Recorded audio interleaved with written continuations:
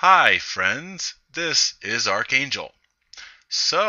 I like mythology. I love fantastic tales of epic proportion because they convey insights about mortality. Stories convey deeper meanings than just a lady with snake hair that turns onlookers to stone.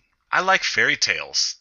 Obviously, I bought into romance and female benevolence most of my life, so it's apparent that I and 99% of males out there enjoy fiction. I enjoy the cultural tales and celebrations surrounding our holidays as well. Christmas, Halloween, Easter. I love the immersion in fiendish ghouls or toy-making elves or egg-hiding rabbits. Yet, as with all metaphors that take flights of fancy, there is deeper meaning. I contemplate this as Christmas approaches, and one song triggered the deeper implications behind this holiday, which bespeak the dynamic of human male's existence through wondrous holiday tales and song. I see male utility and disposability in this commercialist holiday meant to celebrate Christ's birth. This song is essentially about a female making crazy materialistic and utilitarian demands of Santa in a cutesy little flirtatious voice. This song and the greater representations of Christmas and Santa is essentially the greater dynamic of society. Society and females make demands, and we oblige them and enable their selfish tendency to use males as tools of utility to be discarded when we fail to serve any longer. I realized that by this song, Santa represents males in the greater paradigm of our cultural human relational construct. Males are society's Santas. This song demonstrates males' role as utilities to provide, and it demonstrates females' hypergamous nature of bigger, better, more, as well as further demonstrates female entitlement expectations. This song perfectly illustrates the dynamic of male-female relations. Females stamp their feet, males scramble to deliver and service. Yes, ma'am, you rang? Please allow me to kiss your feet, your rings. Allow me to prostrate myself before you and just bleed. What can I do for you today, madam? So humor me as I deconstruct this song and a few of the meanings behind it. So the first line goes,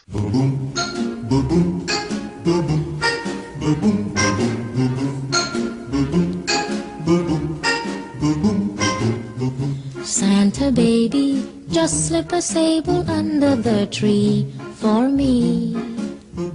Been an awful good girl, Santa baby, so hurry down the chimney tonight. Okay, so we have a female making demands of a fur, and Santa is simply to find, procure, then hand-deliver trinkets and baubles as instructed, merely because she says she has been good, so she deserves the skins of slaughtered animals beneath her tree. Next line. Santa baby, a 54 convertible to light blue. I'll wait up for you, dear Santa baby, so hurry down the chimney tonight. Okay then, apparently the pelts of dead animals was not enough to sate. Now she wants a car, and not simply a car, but a light blue convertible. She needs people to see her as she drives, so she may receive attention. So a convertible is an obvious choice for a beautiful goddess. So, Mr. Jolly, just procure and deliver her a year-specific 2-ton example of Detroit's finest steel. Chop chop! Okay, so from deceased animal dermal layers to model-specific automotive demands. Gee, beggars are pretty choosy when they sport XX chromosomes. Think of all the fun I've missed. Think of all the fellas that I haven't kissed. Next year I could be just as good if you check off my Christmas list. Okay, so she is shaming and co-opting Santa into compliance by claiming angelic behavior. She has slaved and toiled all year and hasn't been promiscuous, though the fact that she states this as a lament means that she would like to be, and by inference implies that she is hot property and there are plenty of fellas that want her, so she has plenty of opportunity. She reveals her sense of entitlement to fun, which she has missed out on in order to be good. Then she leads Santa on with grand future promises that she'll be good next year if Santa satisfies her list this year. Next line. Santa baby, I want a yacht, and really that's not a lot. Been an angel all year, Santa baby, so hurry down the chimney tonight. You know, the baby blue conglomeration of engineered roadworthy steel is already starting to bore her. Now she deserves a seafaring vessel as a small pittance for her angelic behavior. Yeah, silver-haired man. Yeah, you, roly-poly. The car and the furs, they are so 2 seconds ago. How about you pop on down to wherever and fetch me back a freaking houseboat and bring it to me on your dime and your time. Next line. Santa honey, one little thing I really need, the deed to a platinum mine, Santa baby, so hurry down the chimney tonight. Yeah, the barge was mildly entertaining for a minute. Now she's demanding ownership of land, and not just any piece of dirt, but rather wealth-bearing caches of precious metals in the earth. Really? Next line. Santa cutie, and fill my stocking with a duplex and checks. Sign your X on the line, Santa cutie, and hurry down the chimney tonight. You'll notice the escalation of demands in each verse thus far. Now, the pretense is simply dropped. She initially tried to seduce and butter up Santa with good behavior and sweet talk in the first couple lines. Now, she drops the angel act and makes her true colors known. Gimme real estate, gimme pre-signed checks, gimme, gimme, gimme. You sweating, knuckle-dragging, grunting, protruding four-headed Neanderthal monkey. Oh, and then could you die when you're all dried up? Thanks. Next line. Come and trim my Christmas tree with some decorations bought at Tiffany. I really do believe in you. Let's see if you believe in me. Well, currently, she needs him to come and service her Christmas tree with ornaments, not from Walmart or Costco, but from Tiffany's, because she pledges her trust in him and challenges his feelings for her with proof in the form of material goods. And last line. Santa baby, forgot to mention one little thing, a ring. I don't mean on the phone, Santa baby, so hurry down the chimney tonight. Hurry down the chimney tonight. Hurry. Tonight. Now she wants a ring and throws in a backhanded insult. I want a fat rock, not a call on the phone, you intolerable caveman. She needs cold, hard provision, not sentiment. A phone call? Tsk, please, are you kidding her? Let's go, old man. Get that list satisfied. She's not getting any younger. Throughout the song, she is using endearing refrains of baby and honey and cutie to feign caring and stroke his ego so he will produce. She talks sweetly and claims angelic, innocent behavior. She has been good and promises more of the same if he will produce. She downplays her demands as mere pocket change that she deserves, resultant from her upstanding behavior. You'll notice that she plays the male-female sexual tension dynamic. I don't hear guys singing songs to Santa demanding cars and cruise ships and skyscrapers because they have been good and refrained from sleeping with an entire zip code the preceding year.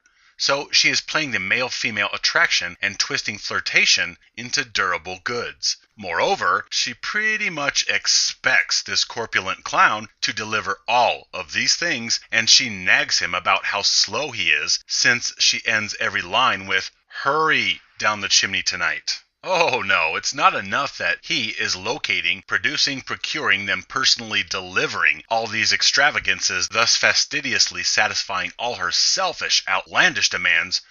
No, you're doing it too slow. Hurry up, I want my stuff. Nice, huh? You know, as I listened to this song, I was struck with deja vu. Like, this was all so familiar. All the motivations, the manipulations, and deceptive subterfuge going on in this song reminds me of something. I can't quite put my finger on it. Oh, yeah, everyday reality.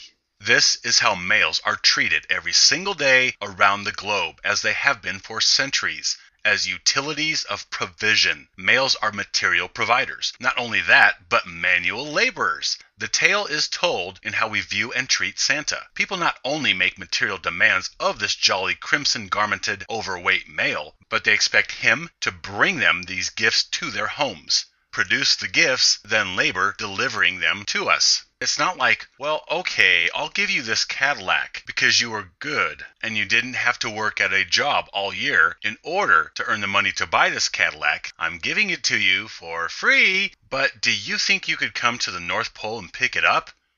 No, no. No, people expect free things, and they expect him to deliver them. He is supposed to spend his time, energy, and sweat securing provision, gifts for others, and he is expected to do all this on his own dime. And just what does Santa get from any of this? Maybe a few cookies and some room temperature milk, which keeps him fat and unattractive to other ladies, who would have nothing to do with him were it not for the things he does, the services he provides them. I mean, come on, has anybody ever considered Santa's comfort? Perhaps he'd like to chill by the fire and crack the whip on some female to drag his selfish list of material wishes down his chimney at her expense and her effort. Maybe he would like to use a female for her gift dispensation, then kick her out and make her leave from the roof. Maybe he would like to feign goodness just to extract some presents from a female. Then he can flip her some stale, store-bought chocolate chip cookie and call it a night. I hear all these songs which invoke the underlying female theme of gimme, gimme, gimme, and males are simply to give, give, give. People are programmed to take from silly-looking, good-hearted, hard-working male figures. Everybody makes demands of this kind-hearted, compassionate male that we label Santa. People will walk all over him with demands and only associate with him at all because he does something for them. If this old Saint Nick did not do things or provide service and entertainment, people would be like, Santa who? The dynamic of males devalued to the level of utilities is the theme accurately represented by this holiday. I hear another song about a brat stamping her feet and demanding a hippopotamus for Christmas. Not a rhinoceros, not a giraffe. Did she ask for an elephant? No, turn up the hearing aid, Pops. This little piece of divine charm wants a hippopotamus. Yeah, get it right, old man. And hey, hurry the frick up. Her little highness is waiting.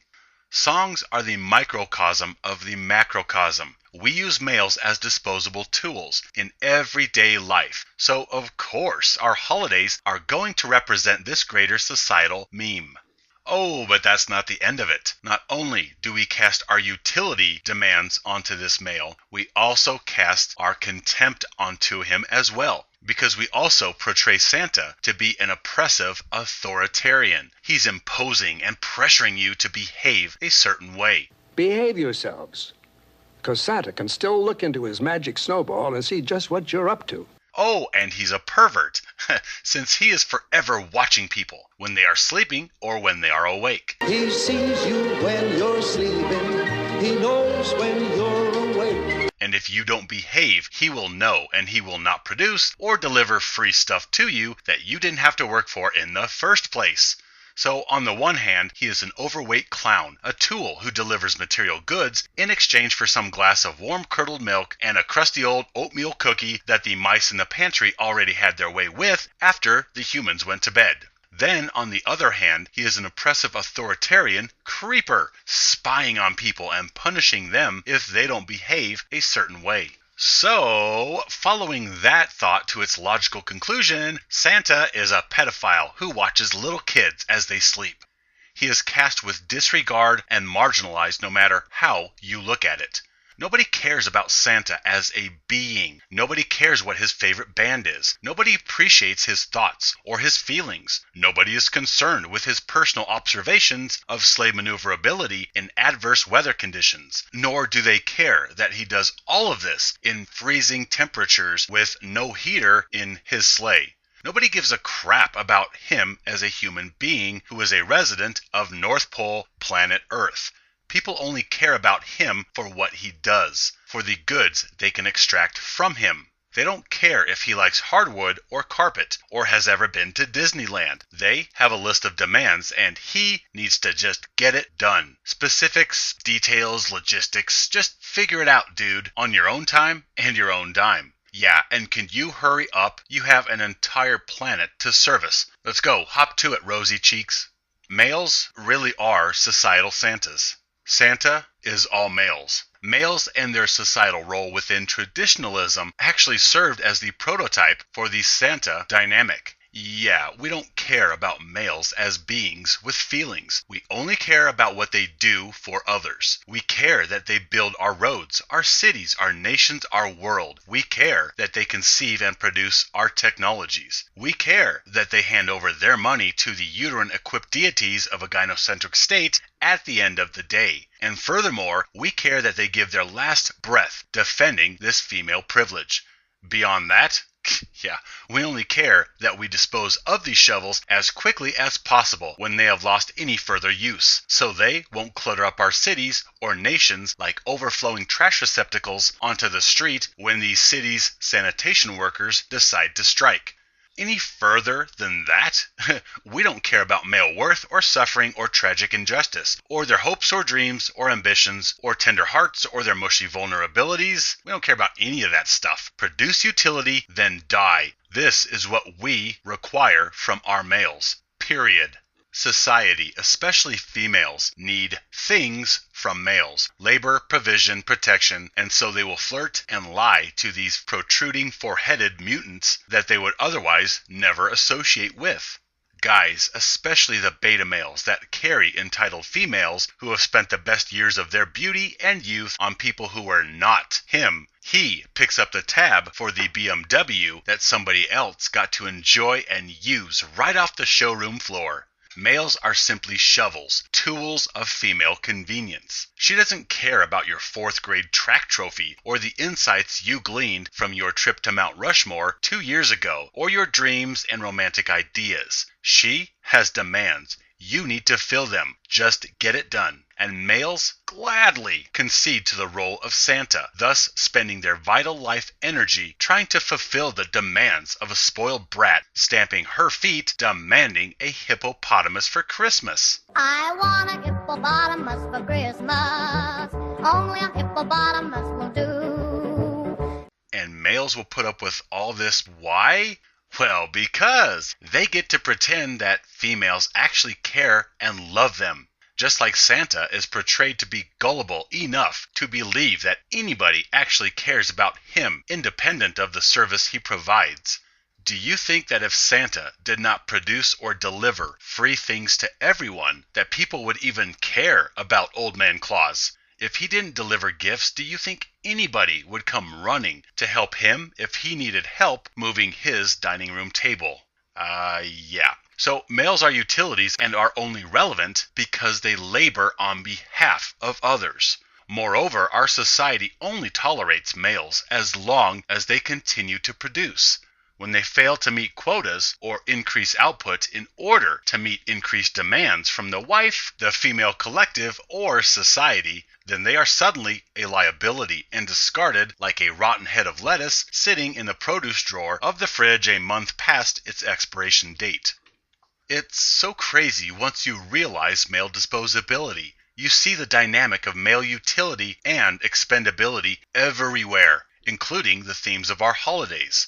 Despite all this, I still dig all the pomp and hoopla of Christmas, and I dig Santa because he is a cool cat with a good heart, not because he has to do anything. And yes, I would help Santa move his dining room table simply to help. I do not need a darn thing from him. I want him to tend to his own happiness. I dig males because they exist. They have such compassion and greatness within them. Though they are used and discarded by the world for their utility, I see males as wondrous beings.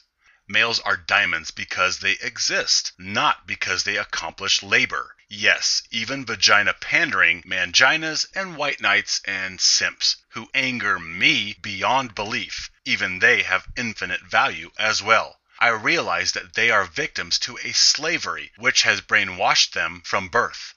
It's funny we don't have a fat female holiday icon we inundate with selfish demands of zoo animals and real estate and expect her to battle sub-freezing atmospheric conditions traveling the globe in a glorified wheelbarrow, then shimmy up and down our fireplace vents in order to hand-deliver our greedy requests to us. Moreover, do you think any of the reindeer are female? Oh, please.